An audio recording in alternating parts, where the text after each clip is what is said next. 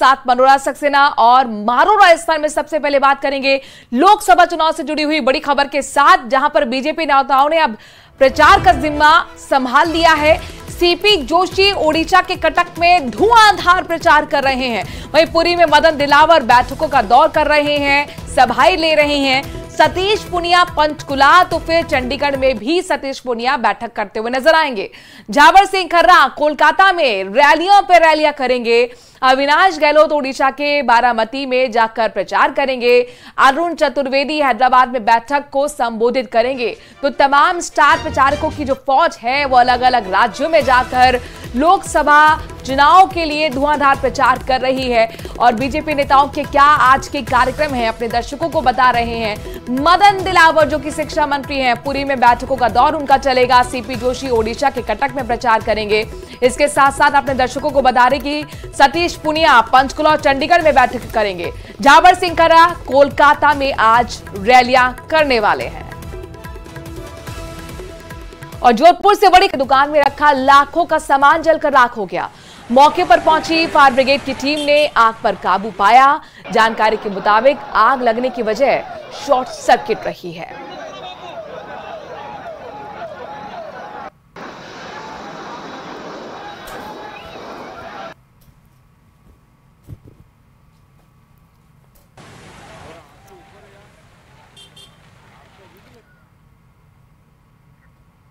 और जयपुर से बड़ी खबर आ रही है, जहां पर गर्मी शुरू होते ही राज्य में बिजली का मैनेजमेंट भी गड़बड़ाता हुआ नजर आ रहा है।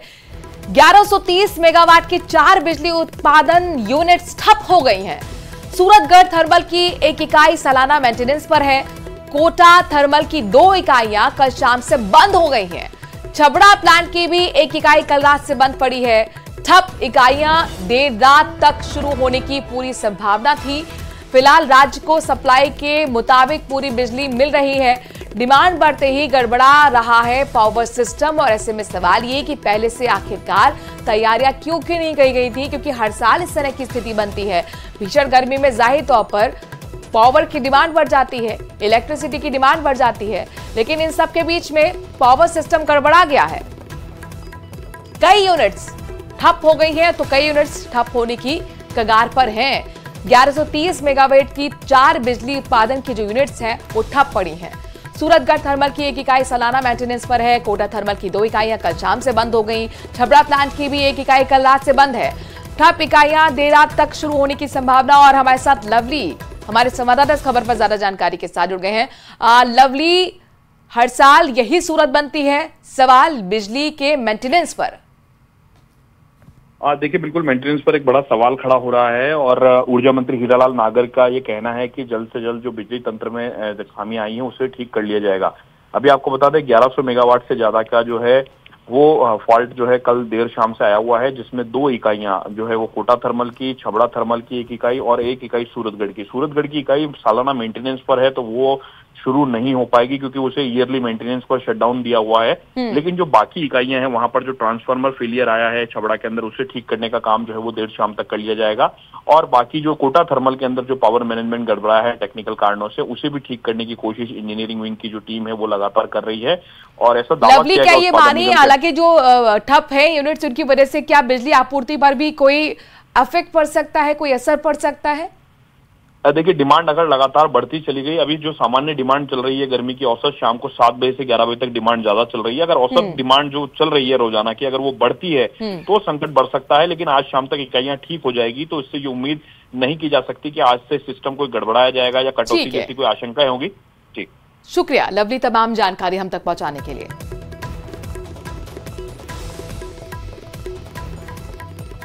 राजस्थान विधानसभा को डिजिटल करने की प्रक्रिया शुरू हो गई और इसको लेकर भारत सरकार और राज्य सरकार के बीच राजस्थान विधानसभा के लिए त्रिपाठी मेमोरेंडम ऑफ अंडरस्टैंडिंग हुआ है, यानी कि एमओयू साइन हुआ है, जिसके चलते इस साल दिसंबर 2024 में विधानसभा पेपरलेस होने वाली है।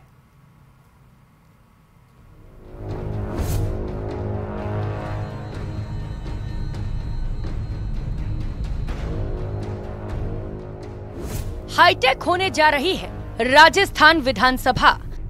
इसको पेपरलेस बनाने का हमने निर्णय किया है।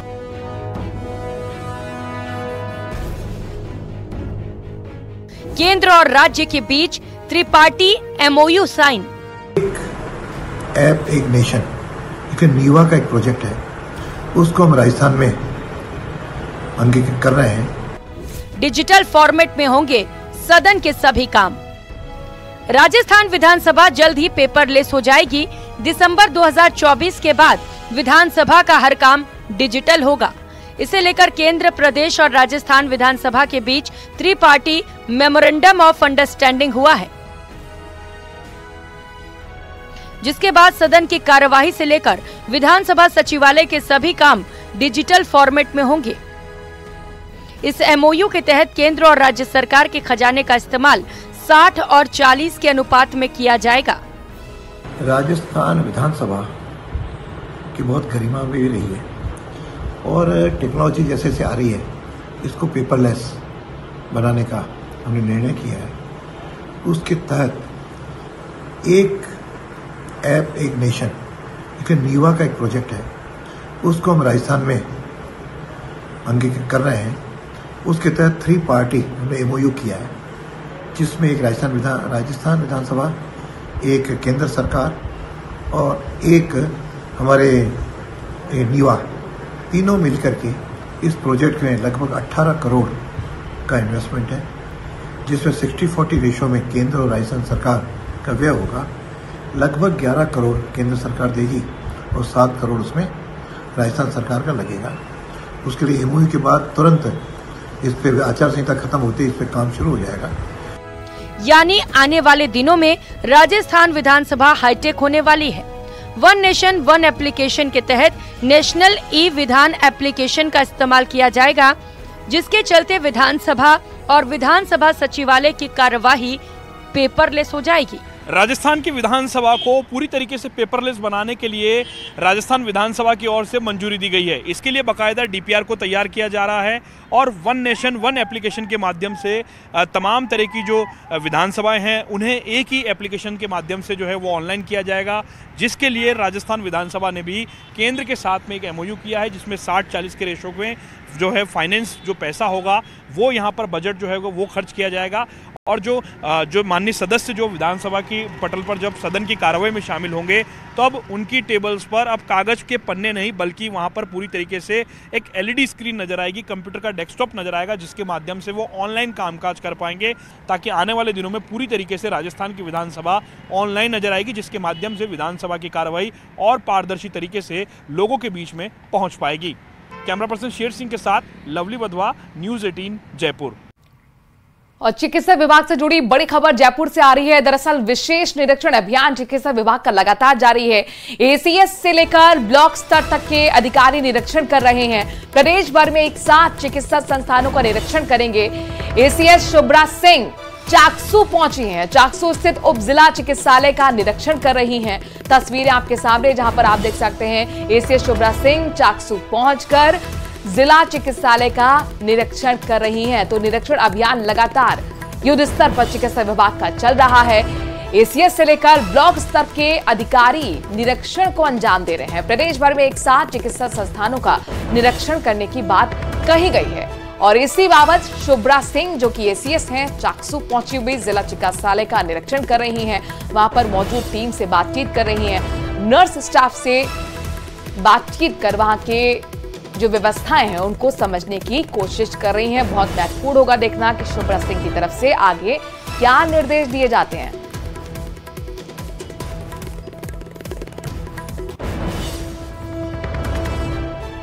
तो रियलिटी चेक, निरीक्षण एक तरीके से और किस तरह से व्यवस्था चल रही है इसे समझने की कोशिश। बहरहाल खबरों में आगे बढ़ते हैं। सलमान खान के घर पर फायरिंग मामले में बड़ा खुलासा हुआ है। राजस्थान से गिरफ्तार मोहम्मद रफीक ने कई राज पूछताछ में उगले हैं। सलमान खान के अलावा 2 और अभिनेता भी रडार पर थे, ये जानकारी मिली है। अन्य 2 बॉलीवुड एक्टर्स के घर की भी रेकी की गई थी। लॉरेंस गैंग ने एक्टर्स के घर की रेकी करवाई थी। लॉरेंस के भाई अनमोल ने दोनों शूटर्स को मोटिवेट किया। अनमोल बिश्नोई ने दोनों शूटर्स को गोलीबारी का जिम्मा सौंपा। कुछ घंटे पहले ही शूटर्स को टारगेट का नाम मिला था। तो ये बड़ी जानकारी सामने आ रही है कि ना सिर्फ सलमान खान के घर की रेकी की गई थी, बल्कि 2 और बॉलीवुड के एक्टर्स रडार पर थे, उनके की घर की भी रेकी की गई थी। क्योंकि जिसने रेकी की गई वो शख्स यानी कि मोहम्मद रफीक राजस्थान से पहले ही गिरफ्तार हो चुका है और उसी ने पूछताछ में ये कई बड़े राज उगले हैं। यानी कि सलमान खान के अलावा 2 और अभिनेता रडार पर थे जिनके घर की रेकी की गई। लॉरेंस गैंग ने एक्टर्स के घर की रेकी कराई थी और उसका जो भाई है यानी लॉरेंस का भाई अनमोल, दोनों शूटर्स को मोटिवेट किया गया इस घटना को अंजाम देने के लिए। अनमोल बिश्नोई जो कि लॉरेंस बिश्नोई का भाई है, उसी ने दोनों शूटर्स को गोलीबारी का जिम्मा सौंपा और सिर्फ कुछ घंटे पहले ही शूटर्स को टारगेट का नाम मिला, यानी कि सलमान खान का नाम मिला कि इनको टारगेट करते हुए इनके घर पर फायरिंग करनी है। तो कई सनसनीखेज खुलासे सामने आ रहे हैं। इस वक्त की बड़ी खबर, सलमान खान के घर पर फायरिंग के मामले में अपने दर्शकों को बता दें कि गिरफ्तार आरोपी ने पूछताछ में यह बात कही है कि 2 और बॉलीवुड एक्टर्स के घर की भी रेकी लॉरेंस गैंग ने करवाई थी। लॉरेंस बिश्नोई के भाई अनमोल बिश्नोई के कहने पर बॉलीवुड एक्टर्स के घर की रेकी हुई। ना सिर्फ सलमान खान लॉरेंस गैंग के निशाने पर हैं, बल्कि ये माना जा रहा है कि बॉलीवुड के 2 और एक्टर्स भी लॉरेंस गैंग के निशाने पर हैं, क्योंकि लॉरेंस का बिश्नोई का जो भाई है अनमोल बिश्नोई, उसी ने ही शूटर्स को पूरे गोलीबारी का जिम्मा दिया था, मोटिवेट किया था और कुछ घंटे पहले ही टारगेट का नाम भी इन शूटर्स को बताया गया था। अब सवाल यह है कि वो कौन से 2 और बॉलीवुड एक्टर्स हैं जो रडार पर थे, जो निशान पर थे।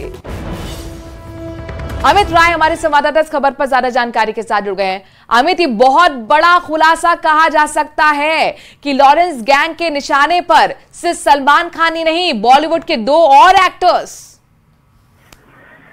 देखिए, निश्चित तौर पे ये बहुत बड़ी खबर है कि 2 और अभिनेताओं के का जिक्र सामने कि इसमें जो है दौरान उसने ये बताया है रफीक ने कि 2 और अभिनेताओं के घर के वीडियो जो है वो बनाए गए थे। वीडियो बनाकर जो है वो अनमोल बिश्नोई को जो है भेजा गया था इस पूरे मामले में और उनके घर की भी रेकी की गई थी। हालांकि 2 अभिनेता इसकी पूछ जो है वो लगातार चली, लेकिन उनके नामों का खुलासा जो है वो अभी नहीं हो पा रहा। लेकिन जिस तरह से मोहम्मद रफीक ने जो है जानकारी दी है इस पूरे मामले को लेकर, कहीं ना कहीं एक बड़ा खुलासा जो है निकल सामने आ रहा है और लगातार मुंबई क्राइम ब्रांच जो है इस पूरे मामले को लेकर जो है उनसे पूछताछ कर रही है, क्योंकि 13 मई तक जो है मोहम्मद रफीक की पुलिस कस्टडी जो है वो है यहाँ पर। अब 13 मई तक जो है लगातार क्राइम ब्रांच उससे पूछताछ करी और इसमें आने वाले समय में जो है कुछ और खुलासे निकलकर सामने आ सकते हैं। जाहिर तौर पर बड़े खुलासे हो सकते हैं और वो 2 कौन बॉलीवुड एक्टर्स हैं जिनके घर की रेकी की गई थी, हो सकता है उनके भी नाम सामने आए।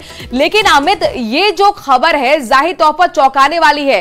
क्या ये माना जाए कि मोहम्मद रफीक ने ही उन दोनों बॉलीवुड के एक्टर्स के घर पर भी रेकी की थी, जिसने सलमान खान के घर की रेकी की थी, यानी कि मोहम्मद रफीक जो अब हिरासत में आ चुका है पुलिस के?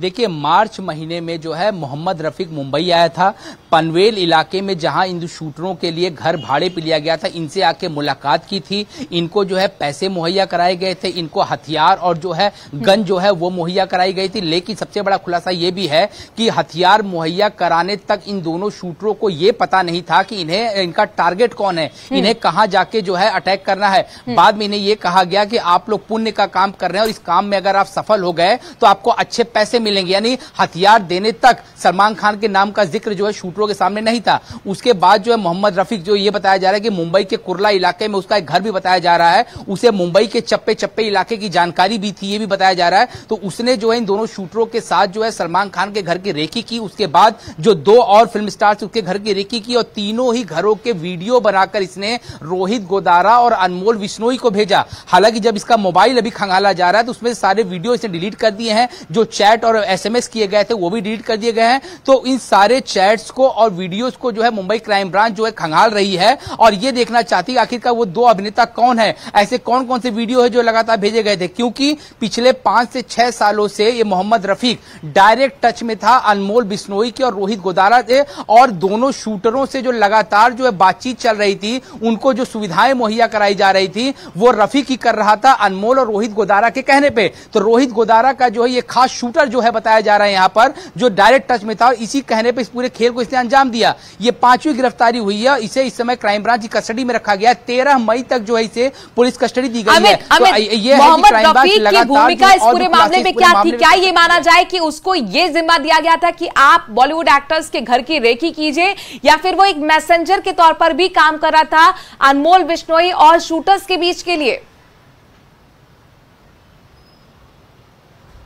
देखिए, 2 शूटरों को जो हायर किया गया था, उनको हायर करने से लेके पैसे मुहैया करवाना, रेकी करना, उनके जो घर लेना उनके लिए, उनको सारी जानकारी देना, हथियार मुहैया करवाना, और जो 2 सेलिब्रिटी और सलमान खान के घर के वीडियो बनाकर रेकी करना, ये सारी जिम्मेदारी जो थी वो रफीक के जिम्मे थी। क्योंकि रफीक जो है वो डायरेक्ट रिपोर्टिंग उसकी अनमोल बिश्नोई और रोहित गोदारा को थी। तो जो यहाँ चीजें मुंबई से डेवलपमेंट हो रहा था वो उन्हें जो है रिपोर्ट कर रहा था। जो मैसेज मोहम्मद रफीक के रूप में बहुत बड़ी कड़ी हाथ लगी है पुलिस के लिए। माना जाए कि बहुत बड़े खुलासे अब हो सकते हैं। शुक्रिया तमाम जानकारी विस्तार से हम तक पहुंचाने के लिए। बहरहाल खबरों में आगे बढ़ते हैं। कोटा से अगली खबर ले रहे हैं, जहां पर मैसेज लिखकर कोचिंग छात्र लापता हो गया है।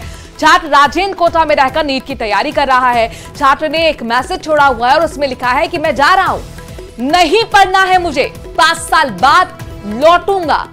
विज्ञान नगर थाना पुलिस मामले की जांच पड़ताल कर रही है। इस तरीके के लगातार मामले सामने आ रहे हैं जिसमें पेरेंट्स के नाम नोट लिखकर छात्र लापता हो रहे हैं, छात्राएं लापता हो रही हैं। और इसी कड़ी में एक और कोटा से बड़ी खबर, मैसेज लिखकर कोचिंग छात्र लापता हो गया। उसके बारे में जानकारी मिल रही है कि राजेंद्र नीट की तैयारी कर रहा था। धौलपुर की खबर आपको दिखाते हैं, जहां पर लाठी भाटा जंग में 2 गुटों में जमकर